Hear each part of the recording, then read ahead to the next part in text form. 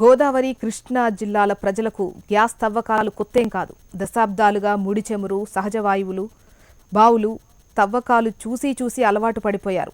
మధ్యలో ఇంతెత్తున మంటలు ఎగిసిపడి ఆస్తులను ప్రాణాలను కబలిస్తున్నా ఎలాగలా నిబ్బరంగా బతికేస్తున్నారు. కానీ ఇప్పుడు వాళ్లకు షేల్ గ్యాస్ అనే కొత్త ముప్పు వచ్చి పడింది. ఎక్కడో భూమి అట్టడుగున మిలియన్ల సంవత్సరాల క్రితం రాతి పొరల్లో నిక్షిప్తమైన గ్యాస్ను తవ్వి తీసేందుకు ప్రభుత్వం ప్రయత్నాలు మొదలుపెట్టింది. షెల్ గ్యాస్ తవ్వకాల దుష్పరిణామాలను ప్రపంచవ్యాప్తంగా గొంతెత్తి చాటుతుంటే తామేమవుతామో అని భయపడుతున్నారు అక్కడి ప్రజలు. షెల్ గ్యాస్ తవ్వకాల కోసం చేస్తున్న ప్రయోగాలను వ్యతిరేకిస్తున్నారు.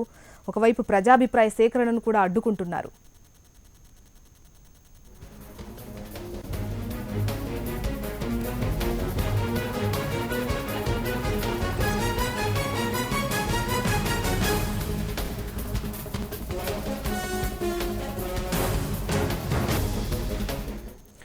షెల్ గ్యాస్ వెలికితీత వల్ల ఎటువంటి పరిణామాలు చోటు చేసుకుంటాయి అనేది మనతో మాట్లాడేందుకు డాక్టర్ వెంకటరెడ్డి గారు, వీరు ఐఐసిటి రిటైర్డ్ ప్రొఫెసర్. నమస్కారం అండి వెంకటరెడ్డి గారు. నమస్కారం అండి.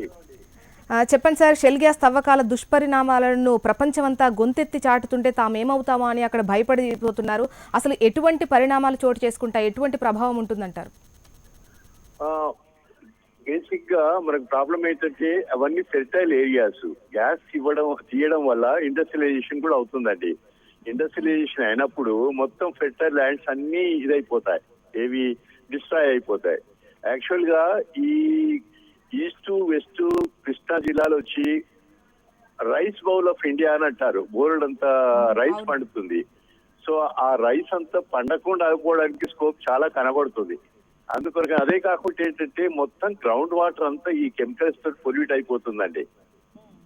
సో పొల్యూట్ కావడంతో మనం బోర్స్ వేసినా ఫ్యూచర్ లో సో ఈ కెమికల్స్ అన్ని బయటికి రావడానికి స్కోప్ ఉంది. రెండోది వచ్చేసేసి ఈ గ్యాస్ తీయడం కొరకు బోర్ అంత వాటర్ కావాలండి. సో వాటర్ పంప్ చేయడానికి మనం గ్రౌండ్ వాటర్ తీస్తూ ఉంటాం. దాంతో ఏమవుతుంది, సో ఇది కోస్టల్లో ఉంది కాబట్టి మొత్తం ఈ సీ వాటర్ అంతా ఇంట్రూజన్ అయిపోయి మొత్తం సరైన వాటర్ కావడానికి స్కోప్ చాలా ఉందండి. ఒకవైపు వ్యర్థాలను కూడా, అంటే గ్యాస్ అంటే పీడనం వల్ల బయటకు వస్తుంది ఓకే, కానీ గ్యాస్ తీసిన తర్వాత ఆ నీరు కానీ ఇసుకతో కూడినటువంటి వ్యర్థాన్ని బయటికి తీయలేక, ఒకవైపు అమెరికా, యూరోప్ వంటి దేశాల్లో కూడా 50% మించి వ్యర్థాలను బయటికి తీయలేకపోతున్నారు, అది అక్కడే ఉండిపోతోంది అని చెప్తున్నారు. మరి ఇక్కడ అటువంటి పాసిబిలిటీ ఉందా? అంటే ఇక్కడ దీన్ని అలానే ఉంటుందండి. సో అలాంటి పాసిబిలిటీ ఉంటుంది.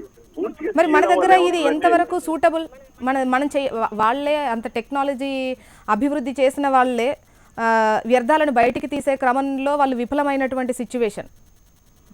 చాయిస్ వాళ్ళు ఎంచుకోకుండా ఇప్పటి నుండి వాళ్ళు వద్దనుకుంటున్నారు. మరి మనం ఎంతవరకు దీన్ని చూస్ చేసుకోవడం కరెక్ట్ అంటారు మీరు? కాదండి, కరెక్ట్ కాదండి. ఎందుకంటే ఇన్వెస్ట్మెంట్ కూడా చాలా అవుతుందండి. మనం గ్యాస్ ని బయటికి తీయడం కొరకు చాలా డబ్బులు స్పెండ్ చేయాల్సి వస్తుంది. ఫిజిబిలిటీ ఉండదు, వయబిలిటీ ఉండదు గ్యాస్. థ్యాంక్ యూ వెంకటరెడ్డి గారు. దీనివల్ల ఎటువంటి ప్రభావం ఉంటుందో తెలియజేసినందుకు థ్యాంక్ యూ వెరీ మచ్. ఇవి బులెటిన్ డీటెయిల్స్ అప్డేట్స్ కోసం